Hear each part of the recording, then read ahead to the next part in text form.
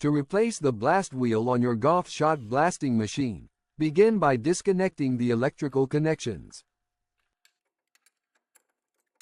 Remove the mounting nuts on the elbow between the blast media reservoir and the blast wheel, then remove the elbow itself. Remove the nuts and mounting plates on each side of the old blast wheel.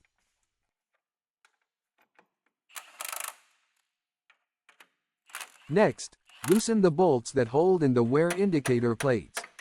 You may need to tap the plates with a hammer to release them.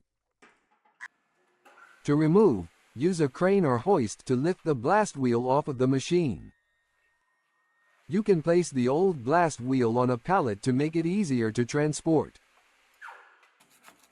Remove any residual gasket material and ensure the surface is clean. Secure the new blast wheel on the crane or hoist. Carefully direct the new blast wheel into place.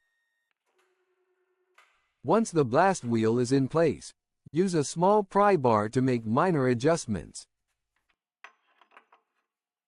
Replace the mounting plates and tighten the nuts to secure them. Replace the media reservoir elbow connector. Insert the wear indicator plates and tighten the bolts that keep them in place. Reconnect the electricity. The new blast wheel is now ready for use.